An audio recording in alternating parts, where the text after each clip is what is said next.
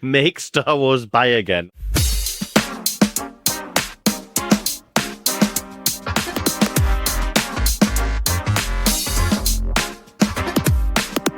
Welcome to Groovy Movies. My name's Lily Austin. And my name's James Brailsford. Hello. Hello. We are back. It's 2026. Has been for a little while. How's your 2026 been so far, everybody?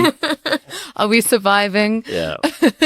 Just about. Well, we're back with Series 7 and we're kicking off with a very special episode. It's one that's been maybe 50 years in the making almost.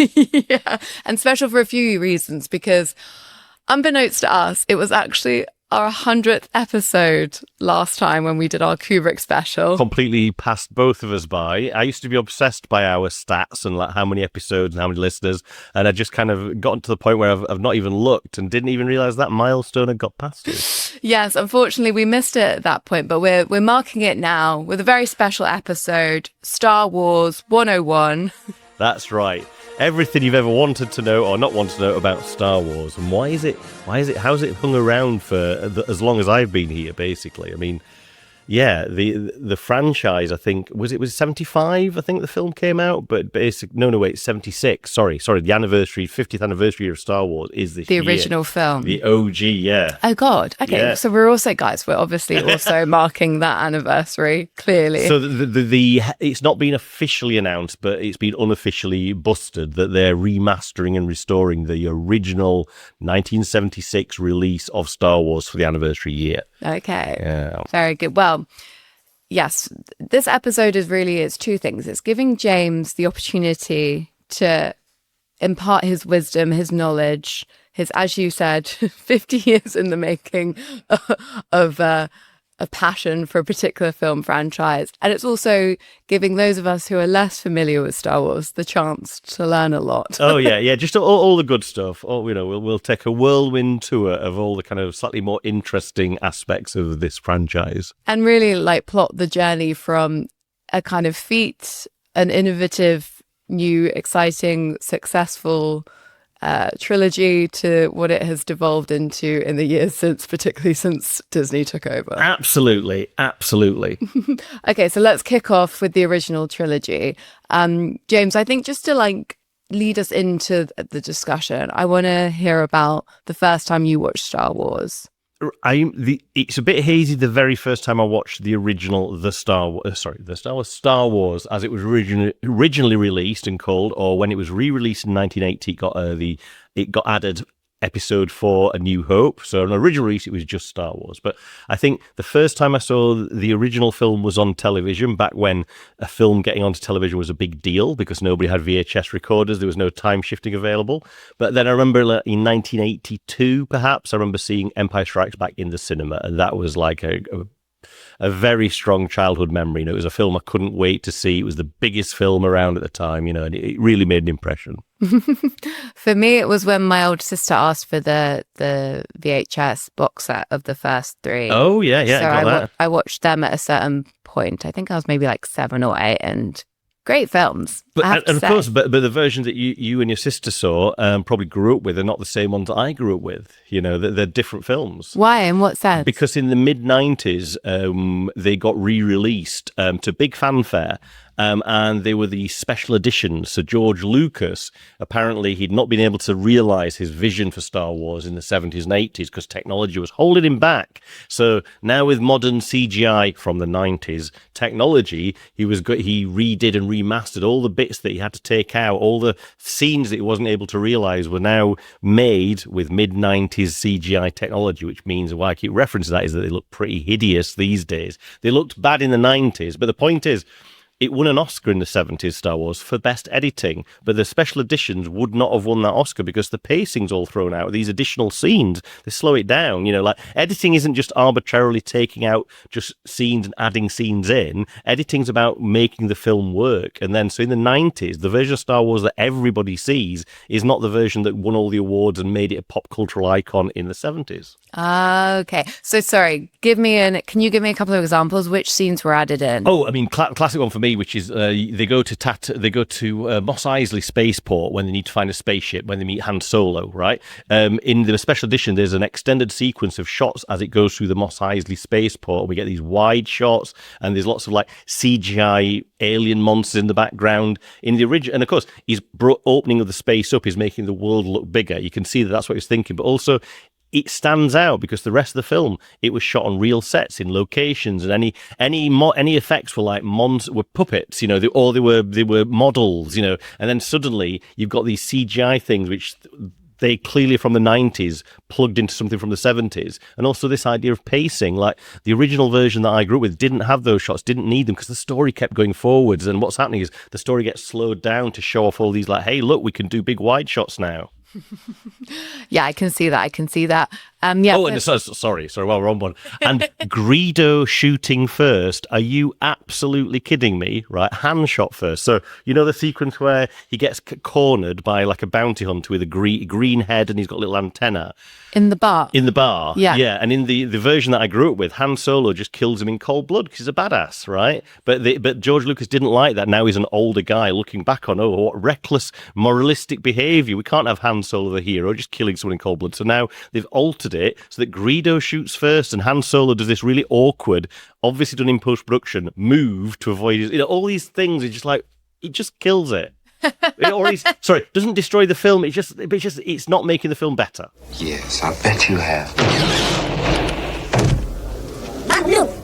Okay, so basically from very early on in Star Wars' history, there was amendments being made, there was rewriting that was damaging what was originally a pretty solid piece of work. Yeah, and got to make it clear, all of this was being implemented by its creator, George Lucas. So it's very much, it's kind of his vision, I guess. But it's one of these weird instances where the fans or just pop culture prefer a version that the creator doesn't. You know, so, and for example, the Library of I think it's the Library of Congress in America. Every year they preserve a number of films, and the only film that has not been, and it's a big honor, to have your film, put in the archive is a big honor. The only film and filmmaker who's refused so far is Star Wars and George Lucas, because the Library of Congress want the version that was released in the 70s, and he will only give them the special edition, so they're not taking it.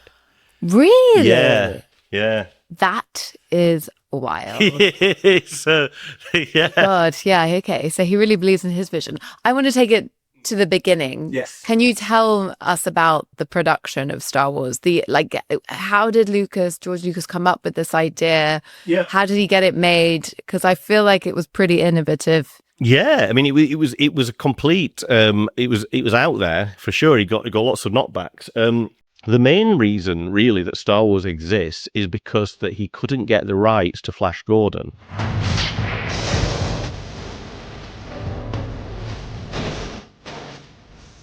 George Lucas wanted to remake Flash Gordon. He remembered that there was like a serialization that used to, when you used to go to the cinema, you'd often, before the film, back in the 40s and 50s, you'd watch like a short 20, 25 minute like little drama, like a space adventure or Superman. So it was a serial. So Flash Gordon was one of those serials, and he wanted to make that with a big budget. And if you actually watch any of those 1940s, 1950s Flash Gordons, it's clearly Star Wars, right? There's even a scroller at the start, with the text going up at the start of Flash. Yeah, and that in Star Wars it's known for having its little wipes between scenes, like you get a little circle wipe, you'll get a little swish that goes across the screen. That's in Flash Gordon. So, and think about it like... That's one of my favorite things, can I say, about Star Wars? Those transitions. Yeah. And but again, all taken from Flash Gordon. So that's the real reason we got Star Wars, is because he couldn't get Flash Gordon. So why couldn't he get it? Because I think at the time some other rival was outbidding them. It was one of those shenanigans. Yeah. Whoever had the rights wasn't wanting to sell, that for whatever reason. So he had this ambition to do a kind of space film, and when he didn't get that, he was like, okay, what can I do instead? I'll just write my own. Okay. I'll just write my own. Basically, just like, we change the names of the characters, change the basic premise, but basically space Bring battles. in some of that book Dune I read a while ago. Yeah, exactly. Yeah, just a few bits of that set on sand and all that kind of stuff. Yeah. So all those things really, it was a mashup. I mean, yeah, there's a lot of Dune that was clearly heavily borrowed from, I think, in that film. Yeah.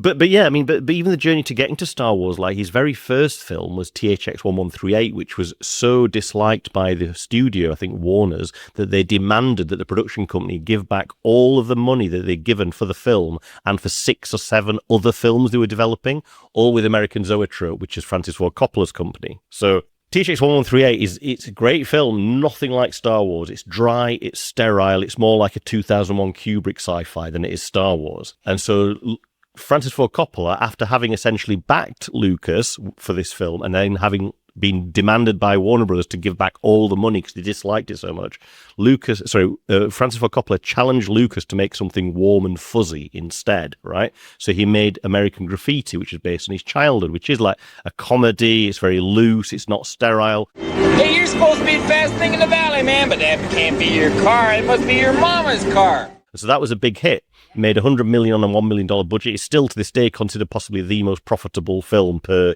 how much money was spent on it, how much money it made. Really? American Graffiti? I think so, yeah, per dollar. Dollar spent, dollar received. I think it's right up there.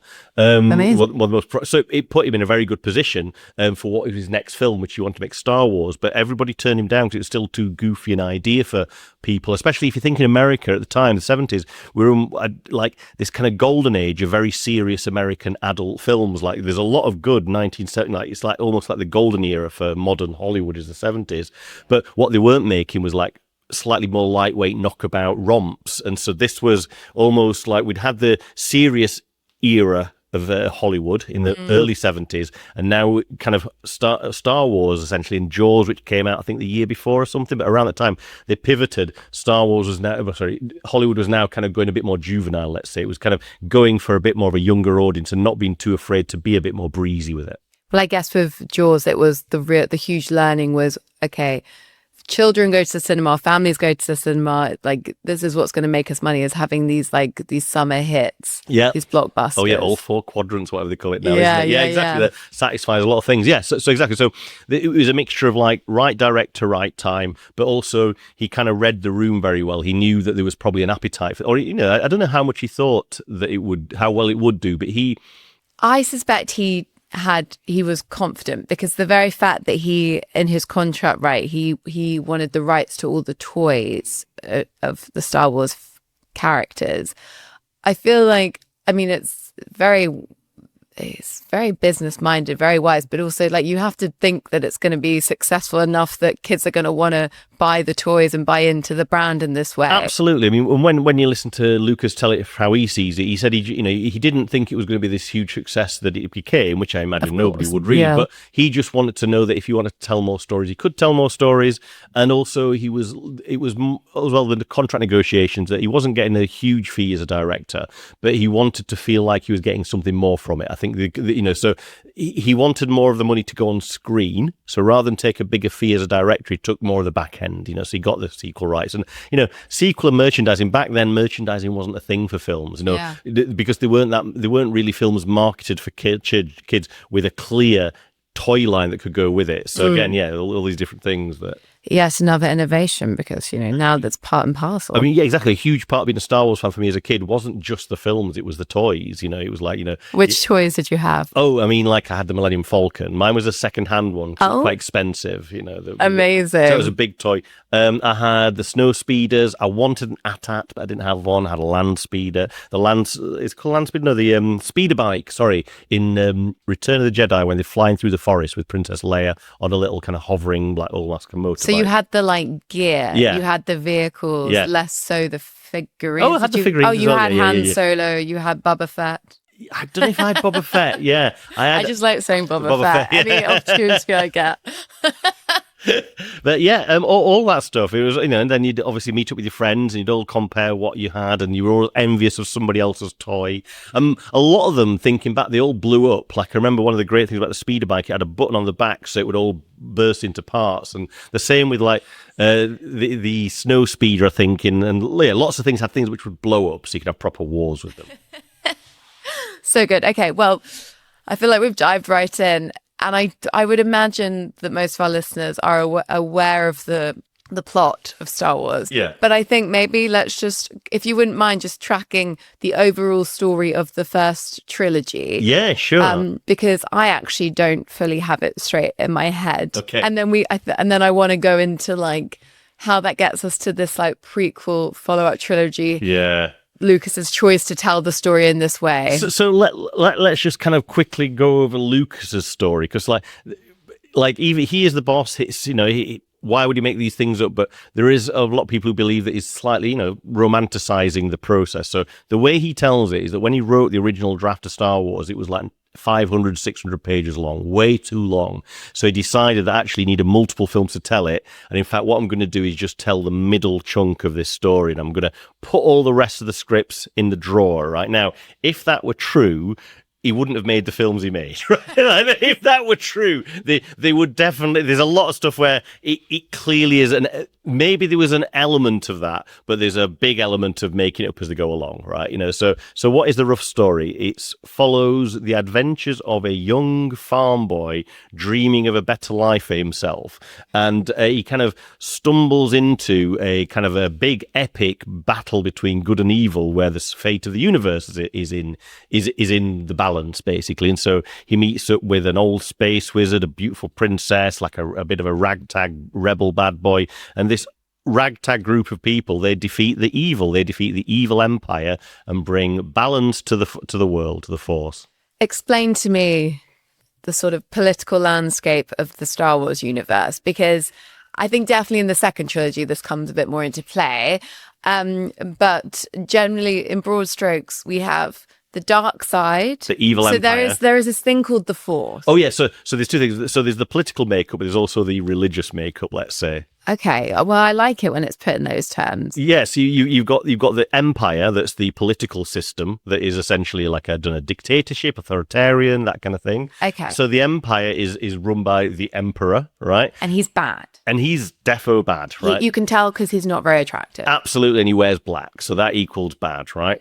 You know, he's pasty. It's not subtle in and the I can Star say that Wars because I'm very universe. pasty. Yeah, so don't go giving us a hard time for calling it the Emperor pasty. Anyway, yeah. So they are the people in charge. They are, authoritarians, and then against. And this isn't. Sorry to interrupt. This is at the start of the earliest. This trilogy. is where we are. Yes. Yeah. When we first join A New Hope, this is what the situation is. That's right. It's been this situation for years. You know, it's not a recent situation. You know, the population are all subjugated underneath this rule. But mixed in with this, there is also the religious belief, an old religion, kind of hokey religion, as it's referred to, which is kind of the Force, right? So you don't have to be good or bad to use the Force. It's irrelevant. You can be a good person using the Force, or you can be a bad person using the Force. And so, of course, the whole thing with Star Wars is it's about, will the good people be corrupted and go to the dark side of the Force? Okay, and the Force is not something that everyone has, right? It's the gist of it seems to be that the Force surrounds, it's everywhere, but essentially, if you some people are Force sensitive, I think. So some people happen to be born and they can tune into it a bit, and then with training, you can then use it to your advantage to move things around and read people's minds, all that stuff. And that's where Jedis come in, because Jedis are people who can use the Force against other people, right? Yeah. So they're sort of the spiritual leaders of the Force. They're like, even the way they're presented, they're their prime time. I'm kind of thinking of the right word, but they were in their ascendant 1,000 years ago. So they're very much like a small group now. They were killed out before the proceedings of the film, so they were hunted down by Darth Vader. They were all executed because they were seen as potentially offering a resistance to the Empire. And My God, this is not like when I'm talking about this is not what Star Wars is, though. For you, Star Wars, but that is the setting. Absolutely, it's just that it's funny that I never think of it in those terms, really. So how do you think of it? It's like space adventures with cool people. Okay, see, I think this is probably my where I struggle slightly, because for me that is the interesting part, is this concept of the Force versus the evil side of things, like the good and bad. And that kind of, genuinely for me, I was very into the sort of political machinations of the middle film. But but I don't think they do it very well, really, because ultimately they do just want to have people going on these space adventures, they're on a mission, they're retrieving something, they're rescuing someone, they're destroying something. And so I think I get a bit lost in all of that, because I'm like, but what about the Force? What does this mean for the resistance? So, okay, good. Interesting. All right. So I guess let's take it to the second part, the prequel. Right, we missed it sort of quickly. Before we get there. Let's just quickly get a few dots, which kind of probably will help going into the prequel. So, main character we follow in Star Wars is Luke Skywalker, and even though they spend time in close proximity in the first film, Star Wars, for some reason the second film turns out that Darth Vader, the bad guy in the first film, is Luke Skywalker, the good guy. It's his dad. Oh my god! Yes. Right. So Good big stuff. plot twist. No. No. Right. Exactly. Right. I mean, And because they have matching missing arms, right? yes. Yeah. I hadn't really thought of it like that, but yes. Yeah, so again, Luke Skywalker, as a novice Jedi, he decides to go up against Darth Vader after only a tiny bit of training. He gets completely, he loses his friend Han Solo he came to rescue. He gets his arm chopped off. It's a disaster. Like, Luke Skywalker fails miserably his first time going up against the Dark. Anyway, the point is, it's a story of a young boy kind of defeating this empire. It's like the Skywalker saga, they refer to it as. So it's all about Luke Skywalker defeating the person who turns out to actually be his dad. Mm-hmm. And then what about the other two characters? Where do they fit in? Luke Skywalker. Are we talking about Han Solo and Princess Leia? Yeah, I feel like they're the holy trio. trinity of the first trilogy. Yeah, I mean, exactly. No, absolutely they are. Yeah, and like, Han Solo's like, he's the bad boy, isn't he? He's like, so you got. We all love Han Solo, right? So you got Luke being the squeaky clean good guy, but then you got Han Solo who's this rough around the edges, Ford. At his most, charismatic. Sorry, that's the right word. And then Princess Leia is like this kind of the archetypal princess, but given a bit of a 70s, a bit of attitude. She's got a bit of attitude. She can take care of herself. She has a gun. She's often putting the boys down. She's also fiercely intelligent. Yeah. Which is a nice. Yeah. It definitely adds something, because it feels like they're all equals. Yeah. And they definitely do occupy different places, because you've got Princess Leia, she's a princess. You've got Han Solo, he's this like very cantankerous rogue, mercenary character. And then Luke is all pure and has morals. How quaint. How quaint. Yeah. How charming. So by the end of the trilogy, good defeats evil. Hooray. There's a big party and everything's fine. The party, delightful. Yeah. Great scene.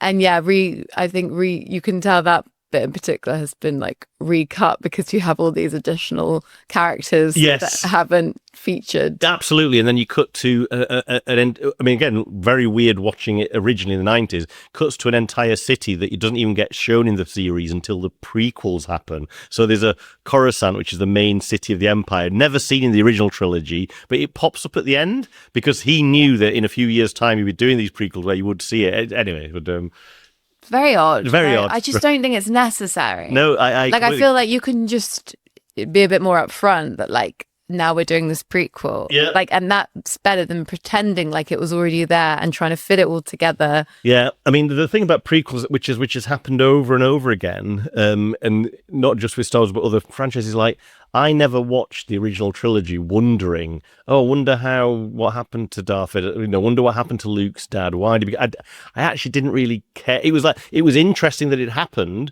and it was what motivated all of the story, but I didn't there was never a bit of me that thought, I'd like to see that story. That was never something. I wanted to see more Star Wars. I wasn't that interested in knowing the backstory of Darth Vader. But the other bit we haven't mentioned is the fact that not only the other big reveal is the fact that Princess Leia and Luke Skywalker are siblings, no? I know, right? Yeah. This is the other crucial thing, which is odd, because that must have been figured out for this trilogy, I think, from the beginning, no? You don't think so? They wouldn't. Would you have let them have that smooch in Empire Strikes Back? That's what's confusing, right? Is that there's this incest subplot. No, that's what I mean.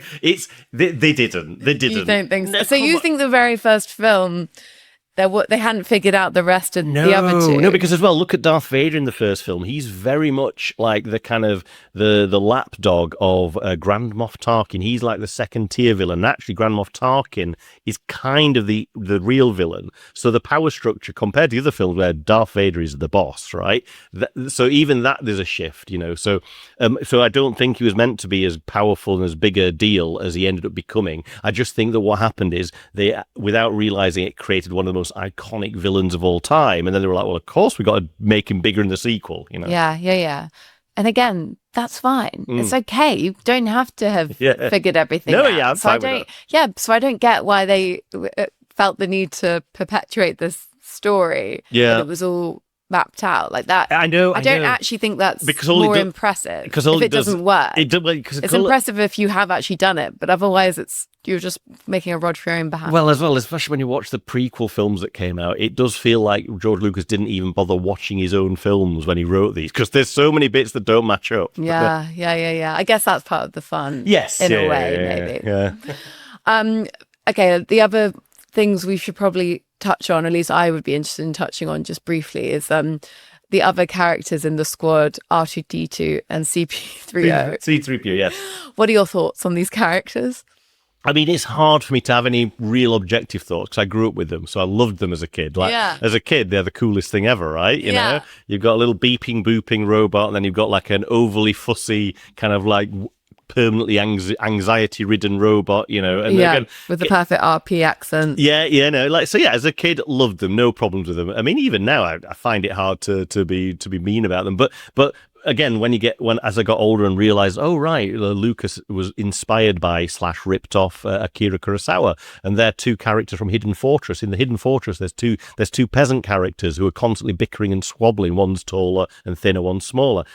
He just took them from Hidden Fortress. The entire plot is about the bad guys having this really terrible base that they can do lots of damage from, but they can't find it because it's Hidden Fortress, which is the story of Star Wars, trying to find with the Death Star. Yeah. So he took heavy inspo from the film of Akira Kurosawa. What do you make of that? Bad or good? Yeah, fine. I think it's fine. Yeah, I think it's like, why not? He put his own spin on it.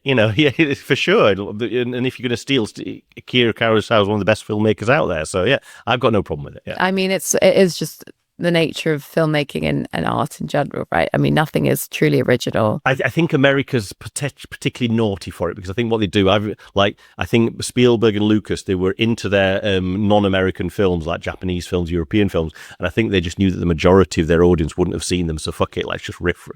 Yeah, you're right. Like, let's at least acknowledge where we're getting our inspiration from or stealing our stories from. Yeah, absolutely. Okay, do you is there anything more you want to discuss on the first trilogy? I realize this is very much a whistle stop tour. On our whistle stop tour, I think we've kind of, I think we're okay. I'm just trying to think, where do we leave it though? We leave it in, oh God, is it 83 now with Return of the Jedi? So that was announced as being the last Star Wars film, and it was I remember going to see that at the cinema and being quite sad that was it, and that was it for a clear decade. There was absolutely no rumor, no nothing of any new Star Wars.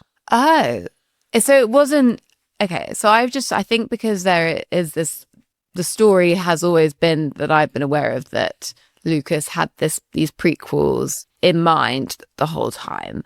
So I was under the impression that it was like a known entity, known quantity, whatever, that it was known that there was going to be this additional trilogy, and it was this like long anticipation of when is it going to be, when's he coming back, but he like left it for a while. I mean, again, I was like 19, 20 when it was all coming back for the prequels. But anyway, my memory of it growing up was that it was very clear. Yes, there were some prequels ideas that George Lucas had, all I knew growing up is that he had the outline for a 9-film series, right?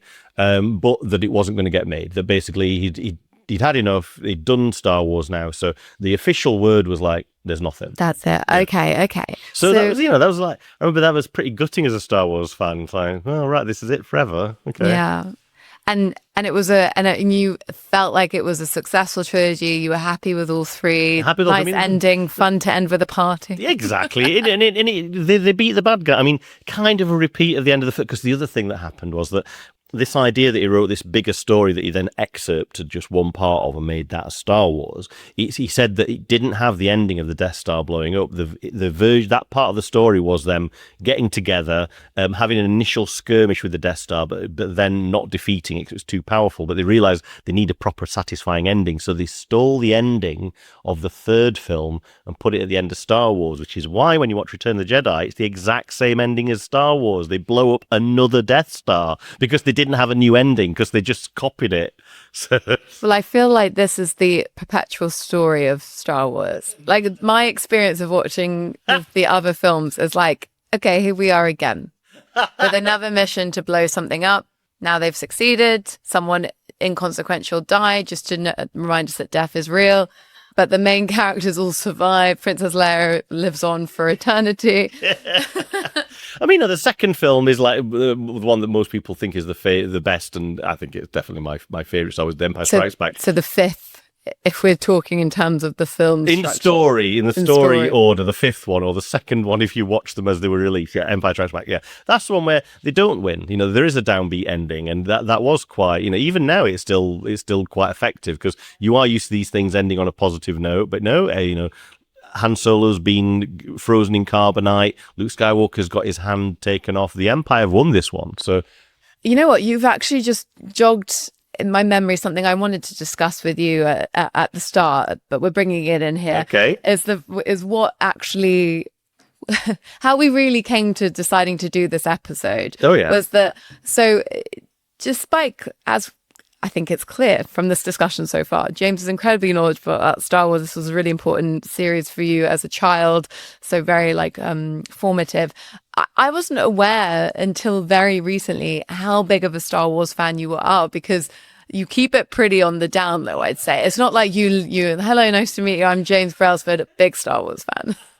So we've spent, since meeting, we've spent most of our time talking about films. And I'm trying to keep my cool credentials up, you see. So I'm going to downplay. Exactly. So I think I only really understood it fairly recently when, if it was like, oh, we've got an episode to do, but we don't have a lot of time to prep, or there isn't anything out that's new that we want to talk about.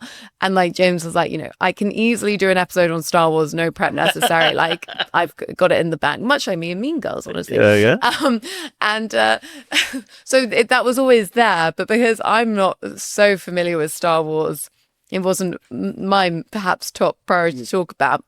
But what recently made me think again, my entry point into Star Wars was going to see the burlesque show, The Empire Strips Back, which I really want to see. Yeah. Last summer, a friend of mine said, I've just gone to see the most amazing burlesque show. You should see it. I'm up for seeing it again. So him and his girlfriend were going for the second time, and knew where we should sit, and it was, and honestly, it was the most incredible spectacle. It's a bit of a mishmash of the first three films, but there are some incredible set pieces. There is a full sort of life size, if the film's character is to be believed as being life size, like Jabba the Hutt on stage. Oh wow! We've got Jabba the Hutt on stage, and we've got all the different characters of his lair. Oh yeah, people Size dressed noodles. Yeah, people dressed up as those characters, or for the smaller Bib Fortuna.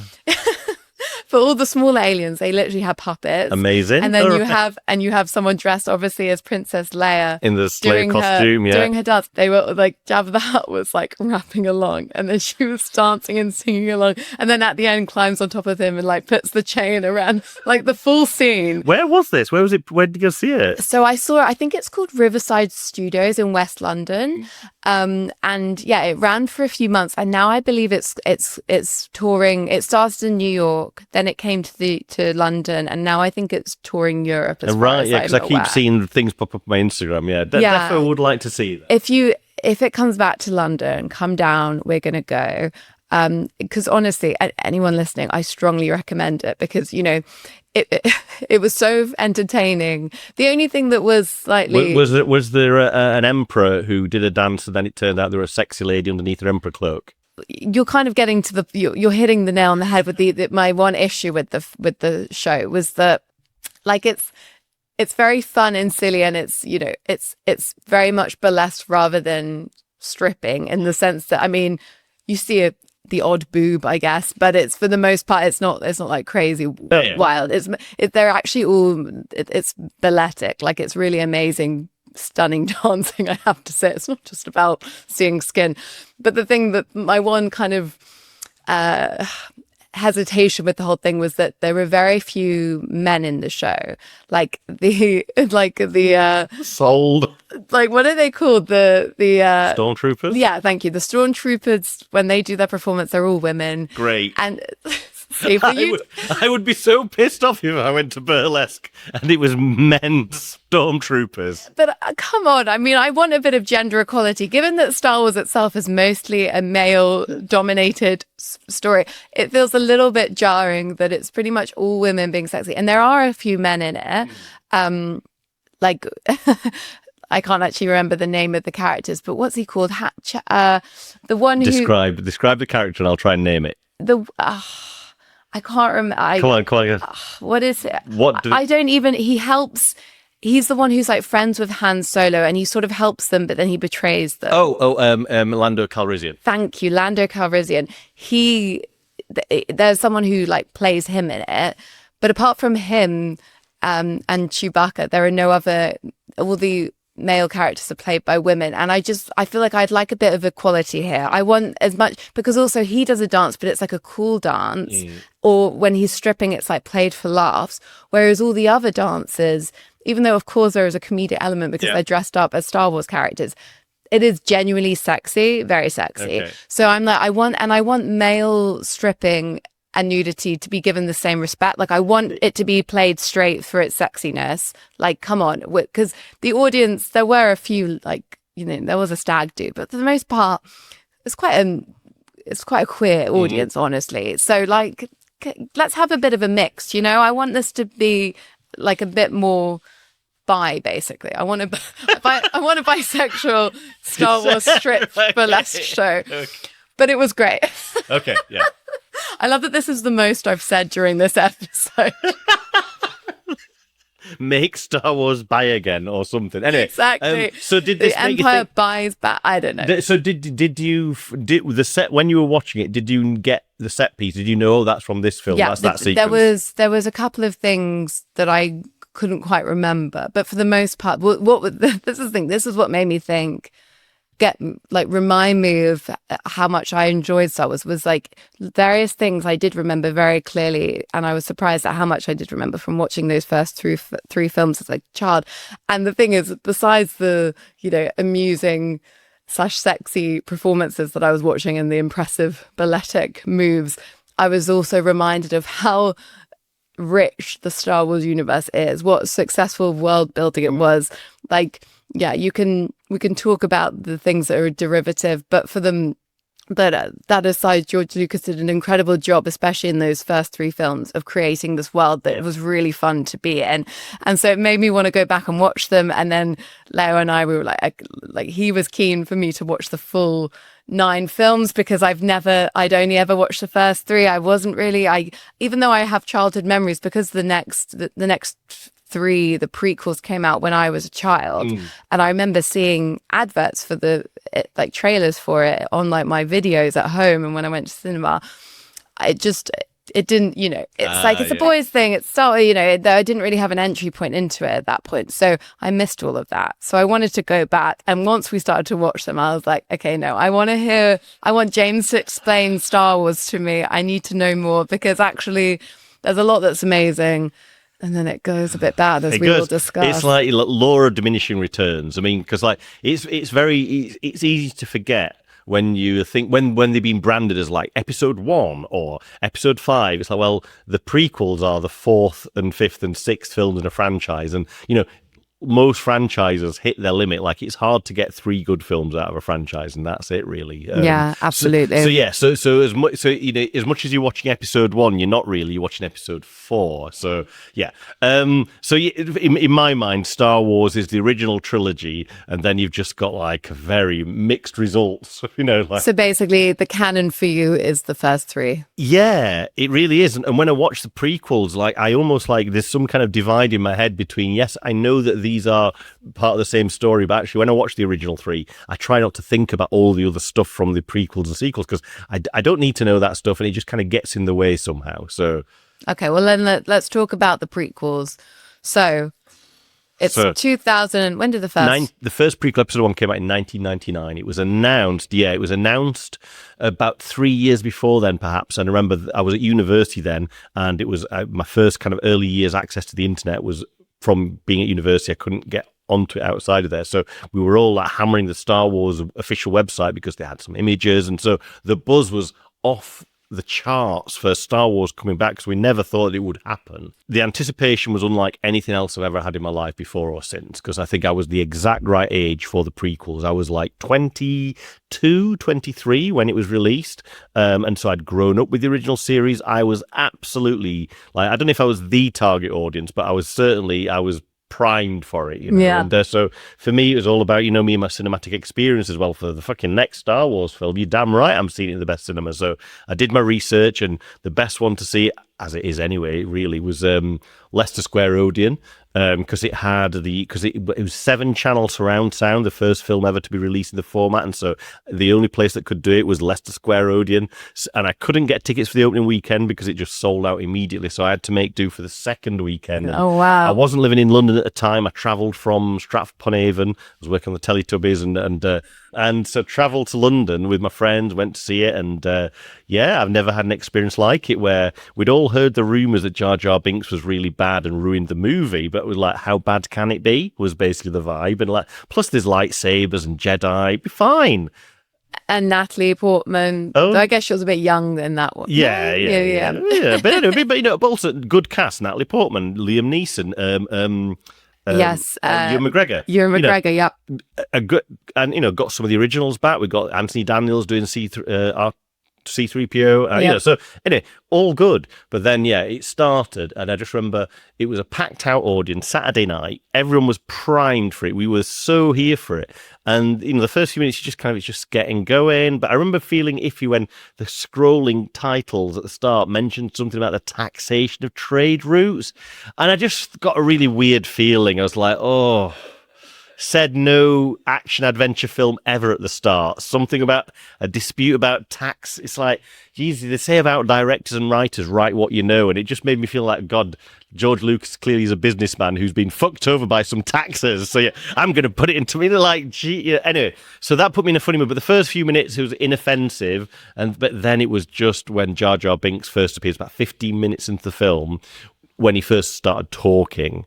And then I just remember you could feel the entire audience. It was like this collective sigh, and the air left everyone we just knew it was a stinker, and we knew we had another 2 hours plus of this. Yeah. And then for the rest of the film, it was just silence, dead.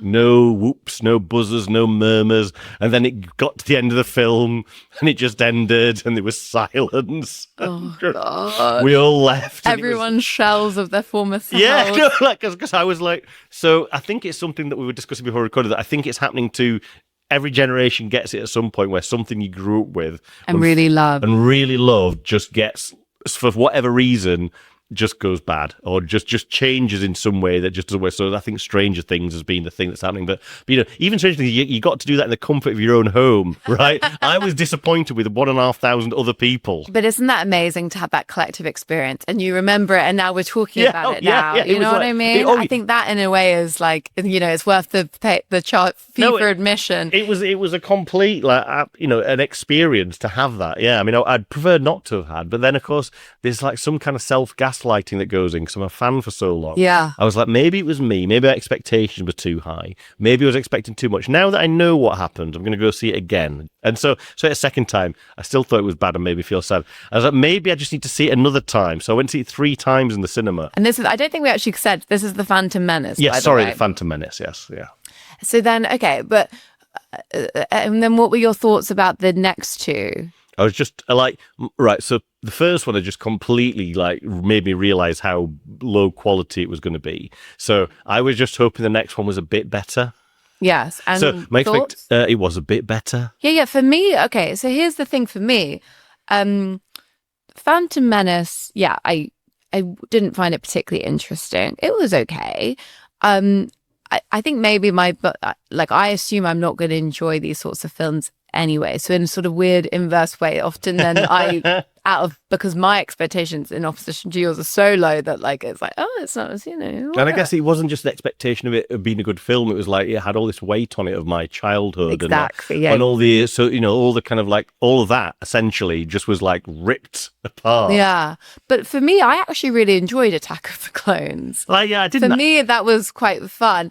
The thing that I didn't understand was Darth Maul. I know that's in the fourth one, but so the funny thing about Darth Maul is that I have a strong association with that character from my childhood, because despite the fact that my sisters and I don't think any of us saw the prequels. My little sister was weirdly, she would have been like 6 or 7 at the time when these films came out, and she got really into Darth Maul. She asked for a Darth Maul bubble bath, so it was like shaped like him, and then you screwed off his head and you got the bubble bath out. It should have split in the middle, like when he got killed at the end of the film. He's split in 2 halves. So, anyway. Yeah, God, they didn't think about that. One. His like little. So that was on the side of our bath for a very long time, and she just loved that toy. Like would play with it during bath time. So it was this funny, like that character was just that name Darth Maul, because it was used so much in our childhood. Yeah. It came up. So then I had some expectation about this was going to be a freaky character. He's like such a nothing extra. Character. Barely says a thing. He just is used for battle, but doesn't have any personality of his own. He's so nothing. He's so nothing. Right? And the thing is, in the trailers and the lead up to the Phantom Menace, he was, it's a great design, a very, but again, a very good like baddie design, but like.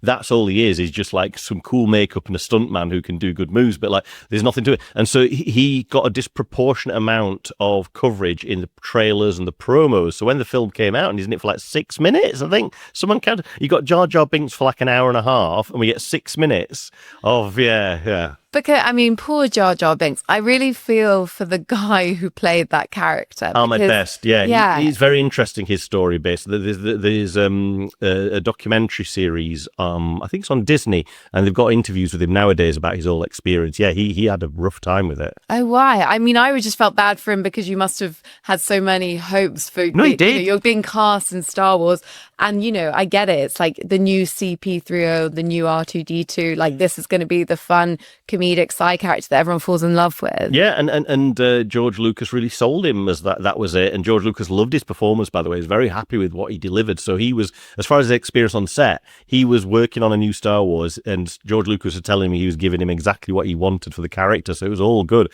And then the film came out, and then the reaction against it was so bad. So he got like suicidal. I think he commits. I don't know if he had a suicide attempt, but he was certainly in a very dark place just because he was a young actor, just on the up, and then suddenly to have like this, and he was saying that this happened a lot with the actors in Star Wars, because like Mark Hamill, for example, it's his most for a lot of actors. Who played Luke Skywalker. Yeah, it's their most famous role, so they have issues adjusting to life after that. So there was an element of that as well. He was plucked from obscurity, given this great role that at the time during filming. He believed he was doing a good job and all that kind of stuff, and then the public. Well, I mean, look, he did do a good job. It's not his fault that the character was annoying. Exactly. Like, he was meant to be playing it that way. He was delivering exactly what George Lucas envisaged in his head. So it's certainly. Oh, that's the point I was saying. Sorry, a lot of actors in Star Wars, they end up, perhaps their careers don't quite work out, or they end up with, but the problem is there's not really much support for them. It's just like, oh, well, off you go. Whereas nowadays, I think there's a bit more an idea you might have to support actors at the end of a film. But with these films,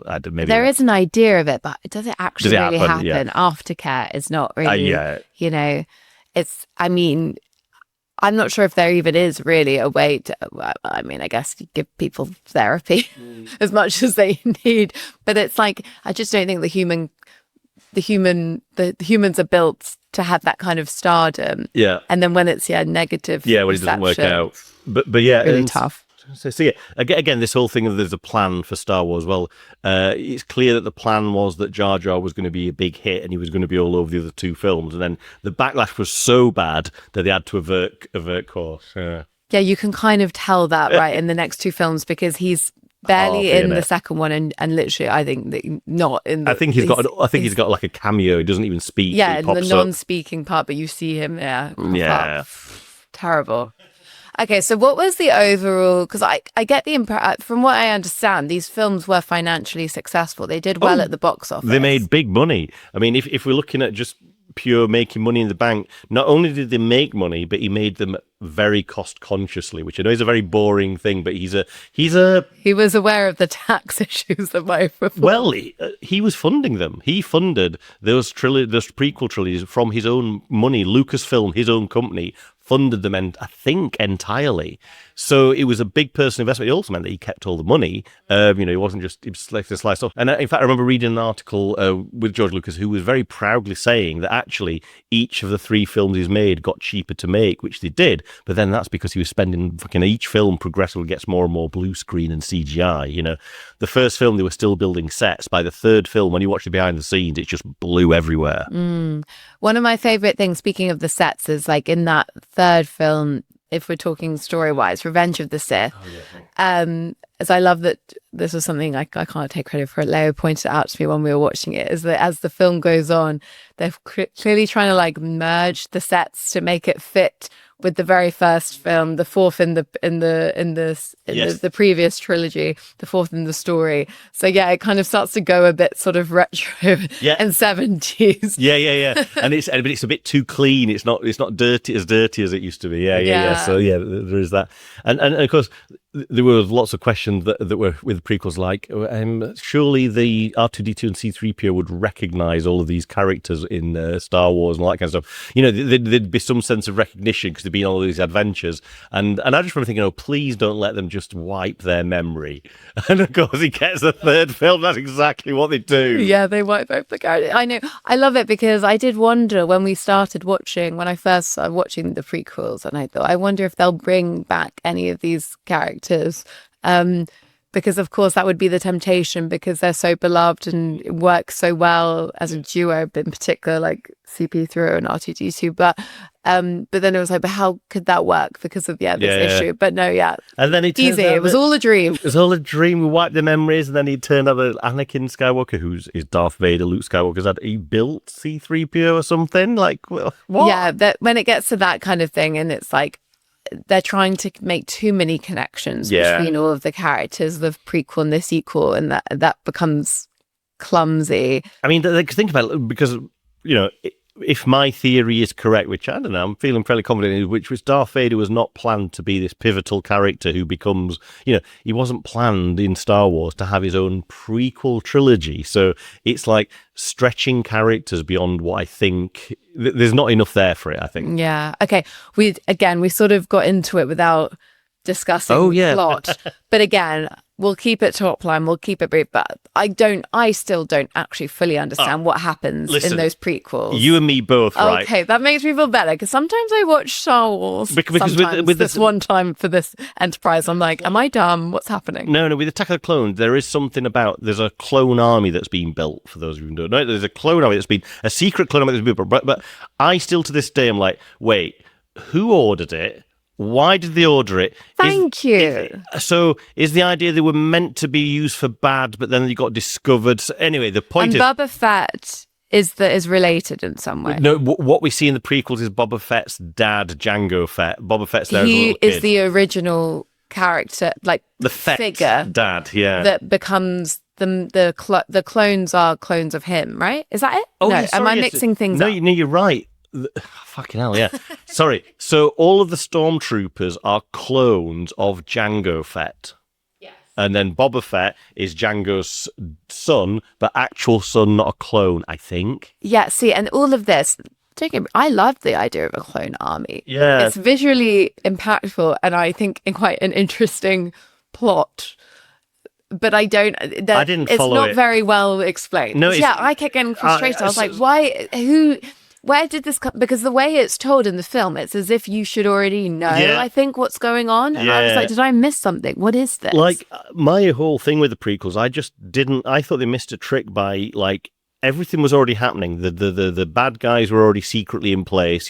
It was all happening when you got there. I would have preferred it to be much more like the dark side rising, much more like Palpatine, who ends up being the Emperor, who's a lower-ranking like minister in this film.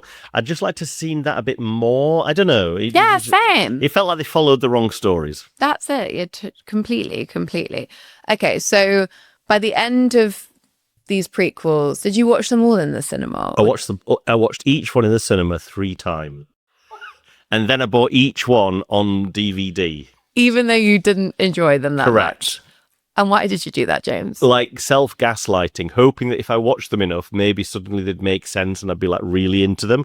And then secondarily, and I would like to just say probably just slightly more, is that all the behind-the-scenes stuff, like Star Wars for me isn't just the films that I grew up with. They're also my kind of gateway into learning about film production. Because, as we're discussing here, there's lots of stories. It's a fascinating, it takes in not just like innovative filmmaking, but also politics, what was happening at the time, lots of different things. So for me, there's that element. And so I will say the one good thing about the prequels is the amount of behind the scenes. Like I was going to suggest actually, if there's one of those that you watched, is a documentary called The Beginning about the making of Phantom Menace. It's fantastic. Jar Jar is a key to all this. If we get Jar Jar working, because he's a funnier character than we've ever had in any of the movies. Nowadays, they'd probably make it much more generic and like a puff piece, whereas this, it feels like a real documentary where you can see it's chaotic. You can see that it's a bit of a mad system that they've got going, how they make all the films. So yeah, all the extras is quite good on the DVDs. Okay, yeah, and we've talked about that before, the loss of the DVD extra now that we're in this digital world. And yeah, I am actually slowly beginning to rebuild a DVD collection. Oh, are you? Yeah, I'm Blu-ray, but I'm building my physical media back up. Yeah, it's got to be done because I missed the director's commentary. Yeah. This is how I learned about film, and I think it's what made me realize how into film I was. It is what made me interested, is like getting that side of it, getting absolutely, the production side. I completely agree. And like my informal film school was all the DVD commentaries and extras and all that stuff. Yeah. Mm-hmm. Okay, so how on earth did we get from the original 2 trilogies? What is the? I mean, is there a term for the Lucas side of the Star Wars output? Oh, I see what you mean. Is there a term? Do we? It's less that. It's more that we refer to the current era as Disney Star Wars. Okay, fine. So it's more like this Star Wars and Disney Star Wars. Okay, Lucas Star Wars. Lucasfilms, sorry. George Lucas. Lucasfilms, and okay. So how on earth? What happened to take us to where we are today? Corporate greed, I think. A mixture, a couple of things. So George Lucas getting older, right? Kind of retirement age essentially. So he's looking to, what's going to happen to the company? What's going to happen to Lucasfilm is his company. The IPs they own are Star Wars and Indiana Jones, 2 pretty good. Oh wow! Yeah, right. And that's under the Lucasfilm banner. So the point is, if George Lucas passes away, then who's going to run the company? How's Lucasfilm going to be set financially to ensure it? So he was looking at, I need someone to look after Star Wars, is what he's thinking. And then, of course, who's got the money to afford Star Wars? Not many companies could even afford to buy Lucasfilm, right? So, and he's looking for a company that might look after it, that's got a track history, all this, that kind of thing. So it just made sense at some point. He thought, I'm going to sell Lock, Stock and Barrel to Disney, is what he thought. But did Disney make the approach, or did he approach Disney? He approached, from my understanding, I think he didn't just approach Disney. I think he approached a bunch of different companies, I think, with a package in place. So the package was that he'd already got agreements, contracts signed for another film, another trilogy, in fact, and he got Mark Hamill, Harrison Ford and Carrie Fisher to sign on to it. Now, they tell the story that they all agreed to sign up for a new set of films. They were very hyped. What he didn't tell them that he was doing this to make it more appealing as a selling prospect. So they didn't know he wanted to sell. They all signed up thinking they were going to work for George Lucas's Lucasfilm. And he's kind of in what he did is he used them to make it more appealing as a selling point. Because not only is play. Right. I mean, not fair on them, but I mean, definitely it would make it more appealing. That's business, for sure. I guess. Yeah. And it did, So, and he said, look, I've also got, these are my outlines that I've had for decades of the 3 films I would make as well. And like, oh, brilliant. There we go. So, I think $4.5 billion sale to Disney. And that was in 2012, I believe. And it all started off, everyone, it was the usual thing with Disney. Disney just don't have a very good track record. They have a track record of buying IPs and then running them into the ground, unfortunately. Give me some other examples. Well, recent days Marvel. Okay, yeah. And then I should have more than this, but let's just go with Marvel for instance, is that they, a bit like with Star Wars, they initially presided over it becoming the most successful it's ever been, and then it just kind of massively declined. It's almost like they didn't quite know what to do to stop the rot. So Disney got involved. Kathleen Kennedy was actually George Lucas's top pick for the boss of the company was Kathleen Kennedy. In fact, I think he said that was going to be part of the deal, is that Kathleen had to be the head of Lucasfilm. But very quickly, they all made the right noises that, yeah, we've got George's original outlines, blah, blah, blah. And then they just binned George's original outline. Oh, really? Yeah, so the films we have, nothing to do. The Disney trilogy is nothing at all. Nothing to do with George Lucas's vision for Star Wars. Yeah. I wonder why what that was about. Because part of it, I mean, there was almost a sense of relief, because if George's vision is another set of prequels, then I'm good, thanks. You know what I mean? So there is an aspect of like. And was that what it was? I don't know. Nobody really knows, but it would have involved the children of Han, Luke, and whatever. You know, it would have followed on the family tradition, which it sort of does a bit in this, but not really. I'm thinking I want to have a like Jodorowsky's Dune style documentary about the Star Wars, those drafts for George Lucas's Star Wars. I'd love to see what he'd come up with. That would be so interesting. Well, yeah, absolutely. And you know what? The rumor mill, literally like yesterday I saw it. I mean, so it's not verified rumor, but apparently there is talk that that's what's happening now, because we haven't got there yet, but they've mismanaged Star Wars so badly that nobody's interested. And so there's rumor that they are going back to those original treatments, and maybe they're going to remake those. Let's just like keep pounding this into the ground. Okay, so let's talk about that. Yes. If you can, give me an overview of the story of Disney's trilogy. Ah, right, yeah. And then, if you will, talk us through what those different properties are, because I don't think I'm across the full expanse of properties. So remember, these are a sequel trilogy now, so we're now coming off the back of the original three, chronological wise, right? So we're following on. So Luke and Leia and Han, they've defeated the Empire. Everything's great. And obviously time has passed, so we're in the future. 15, we're many years 20 on. years later, yeah. Yeah. But for no real reason that's ever explained in the story, somehow the bad guys are back. And this time they've got an even bigger Death Star, which is actually the size of a planet. And almost immediately, you just... I like getting lost in the film. I'm not a Mr. Stickler, but there is something that's quite a big one to be like, wait, hang on, we defeated the bad guys, and now we're just saying, even though the Republic, which are the good guys, are now in charge, that somehow the bad guys got enough resource. Anyway, the point is, the bad guys are back. Don't worry about it, right? Just don't worry about it. The bad guys are back.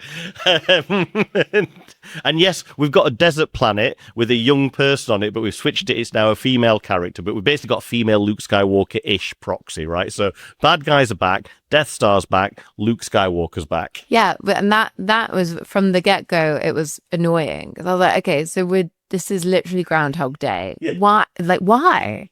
Yeah, why? It's because it was a safe bet. Because they knew that's kind of... The fans wanted that with the prequels. They didn't get it. So for me, watching that first one, I was like, this is okay. It's okay. You know, like I didn't have that sad, empty, everything's gone wrong feeling of the prequels. But I was like, okay, yeah, no, like. But I think because in contrast with the bar was low, right? Yes. Whereas you had such hope, such expectation. You were a young 20-something pup. You weren't yet jaded by the film industry. You didn't yet know what Disney were capable of. Whereas you were going into this with the full awareness that it was probably going to be shit. Yeah. But it did all the right things. It looked like Star Wars. It felt like Star Wars. They shot it on film, not digital, which was a big mistake of the prequel. So there was a lot of things that seemed to work. And I just thought, well, I think what will really seal it for me is what do they do with the second one? Is this? I was like, okay, they didn't put it this way. And the first one is Star Wars: The Force Awakens. Yes. So for you, for The Force Awakens, the first of the Disney trilogy, you were like playing it safe. It's okay. Now let's see if they can really do something. Absolutely. Interesting. Like it felt like that one was just them saying, hey, look, looks like Star Wars, just so you know.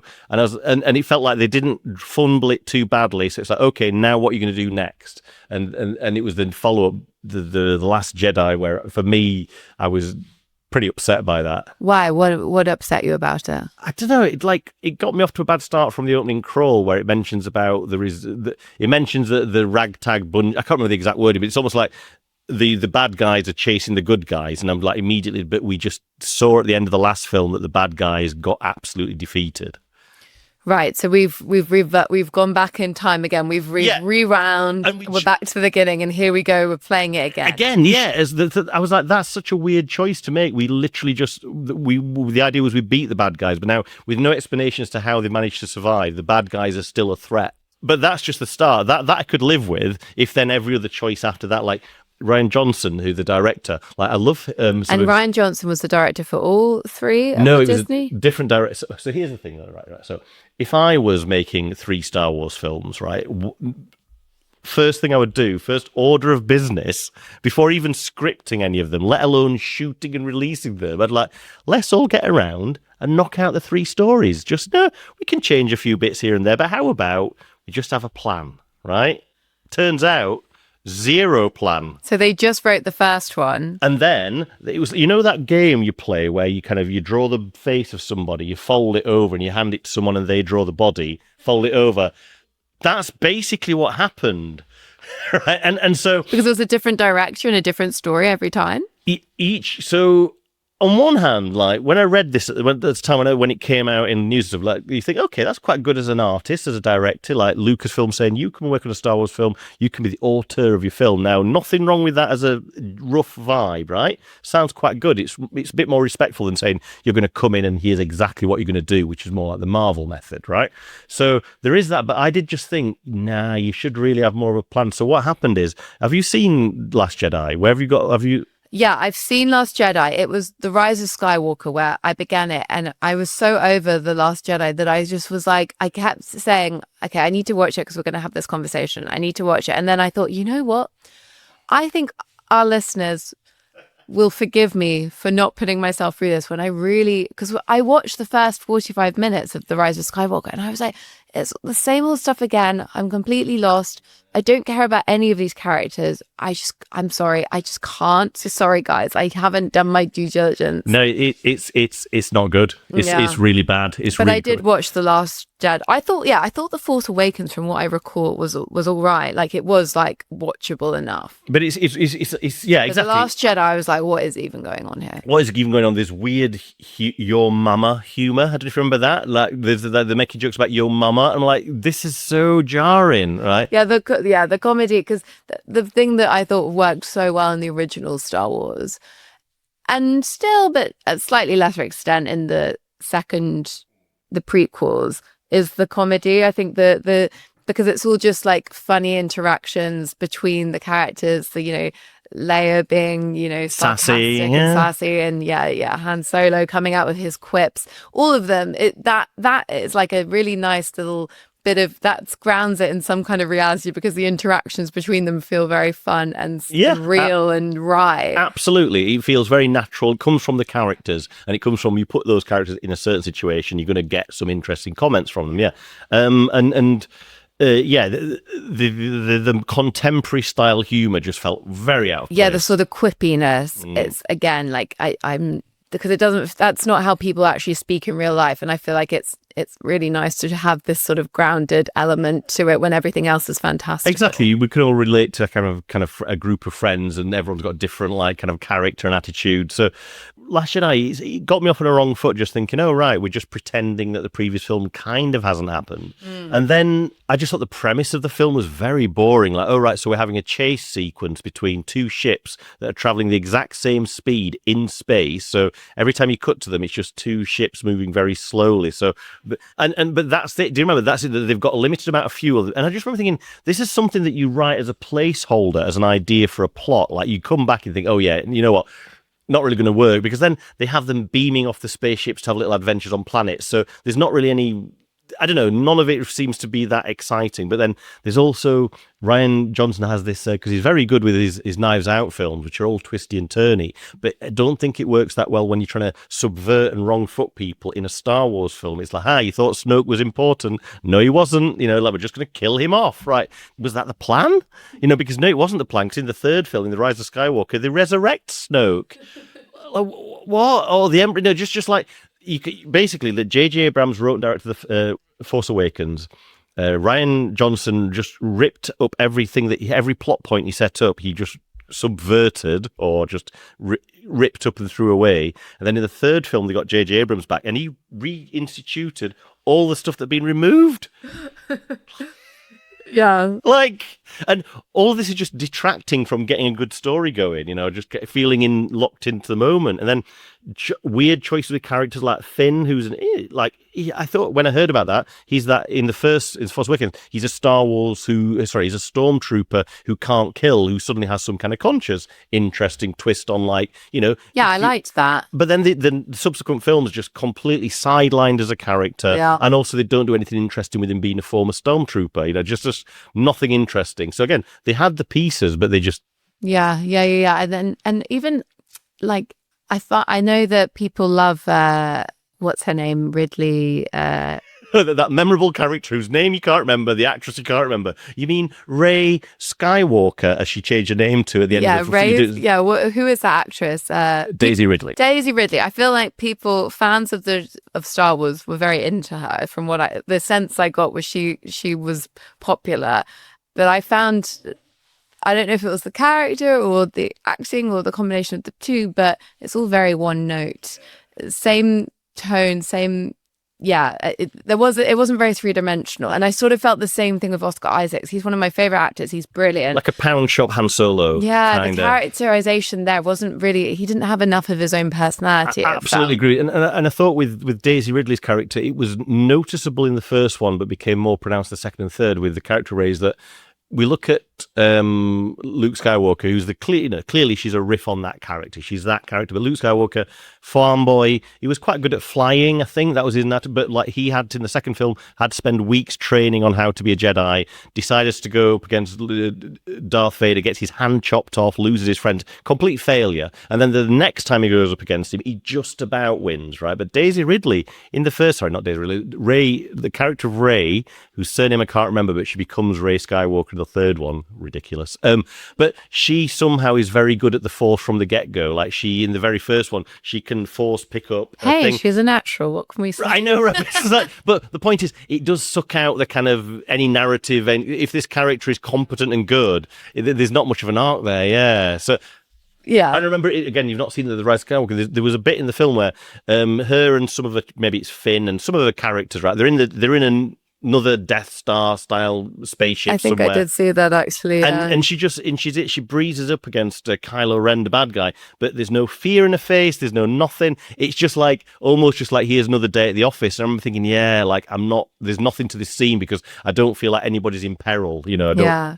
Well, we could also get into Kai Ren or whatever his name is, and that whole dynamic between them. But I'm conscious we're running out of time. Oh, yeah. So I need to talk about I mean, despite our protracted bitching about this series, let's just call it what it is. I mean, these films did pretty well at the box office. Ah, yes, but they do. But you've got to remember, basically, don't trust Disney. That's the number one thing. Whatever Disney tell you, don't trust anything they tell you, because you know how I said that Lucas was he actually mentioned in interviews how frugal he was with the first film. Yeah. That they made them for 110. Each film got less to make.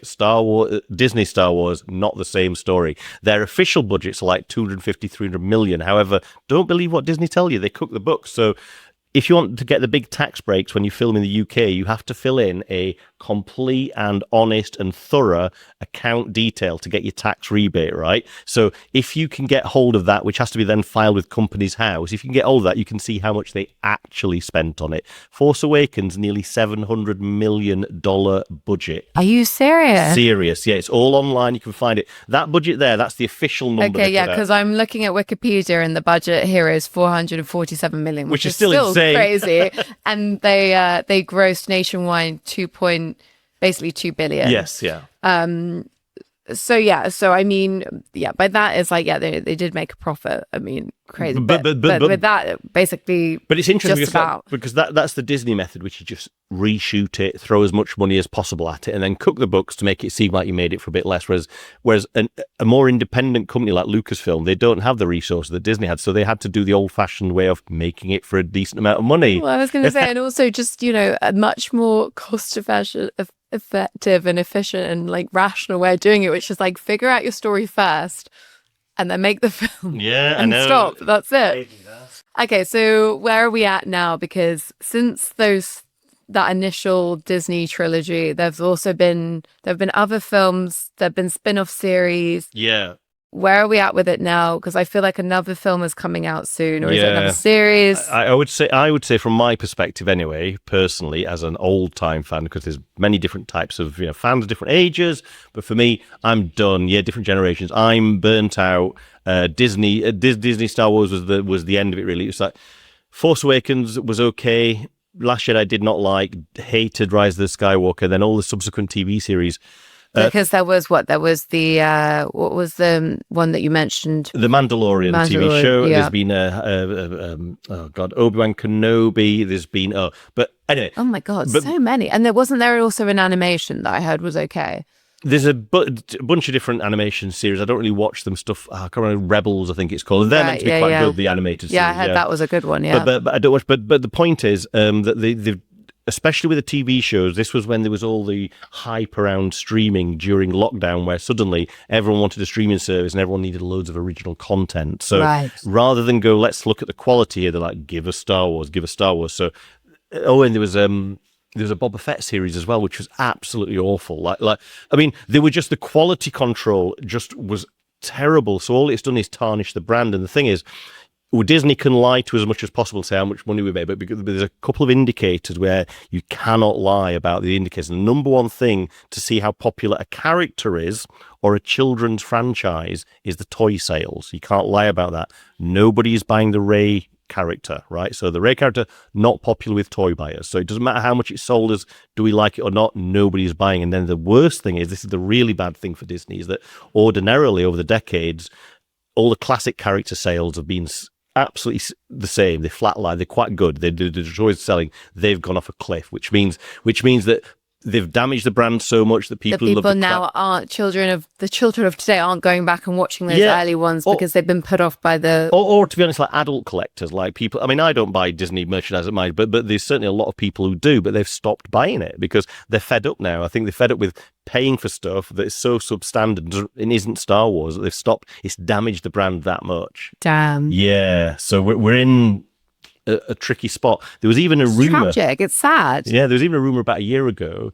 It's not gone anywhere. That Disney were wanting to. I think they are still wanting to sell off Lucasfilm now because they've just lost a lot of money, and Lucas was going to buy it back. That was the rumor.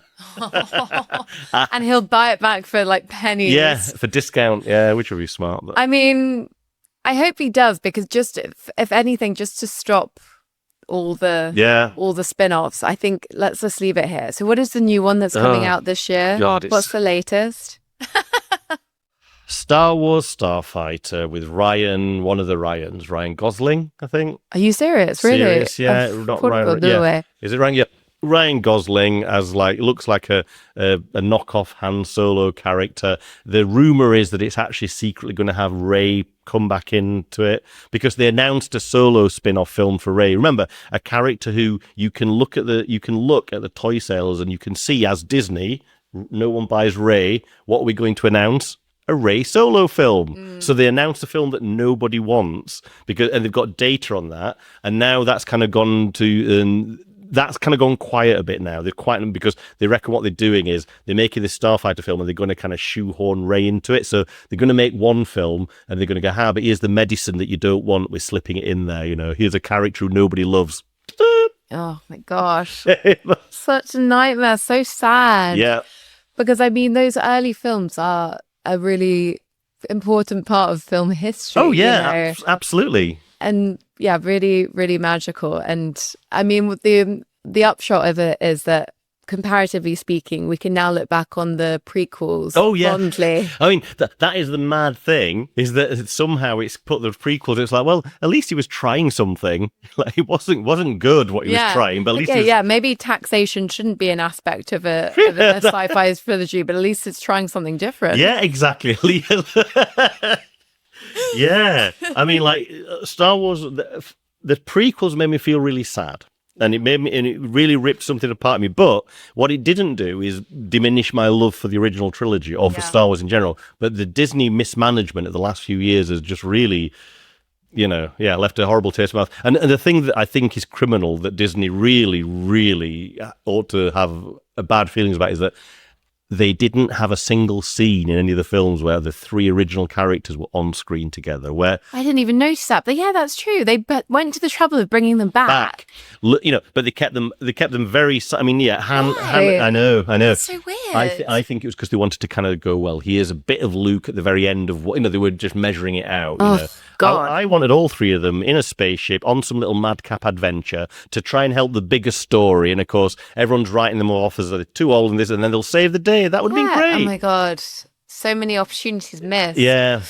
Well, here we are again, leaving things on a downbeat note. But okay, all we can do is hope that George Lucas is going to buy these back for like £100. Yeah, and do something interesting with it from there. And the good thing is, this year is the 50th anniversary of the original Star Wars, and they are going to be. It's not officially been announced yet, but lots of clear signs. There's been leaks on the internet, but they're restoring the very original cut of the original Star Wars, so you can at least this anniversary year see the original version as released in 75, not the version that you will have grown up with that is not the original. Okay. Yeah. Well, that's great. That's something to look forward to. Yeah. And a great way, if you're interested at all, I hope this hasn't completely put you off, but in that original trilogy, that would be a good entry point into it. Yeah. Let's like preserve that.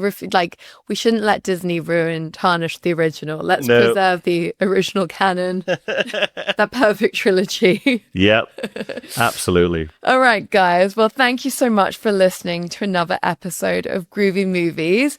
Before we go, a little bit of housekeeping. Series 7 is now officially back, but we've got a bit of a heavy few months ahead of us. James is in the process of doing my PG cert. Yeah, so we're going to be kind of doing a bit of a piecemeal series. We're going to roughly be coming back once a month, but kind of determined by what's happening in film. So we'll actually be back in a couple of weeks to talk about Wuthering Heights. Very excited. Very excited about that. But thank you so much for listening. Thank you. Yeah, and if you could leave us a review or a like, it all helps get the podcast out to a bigger audience. So we'll see you in a few weeks' time. Yeah, see you in a few weeks' time. Bye. Bye.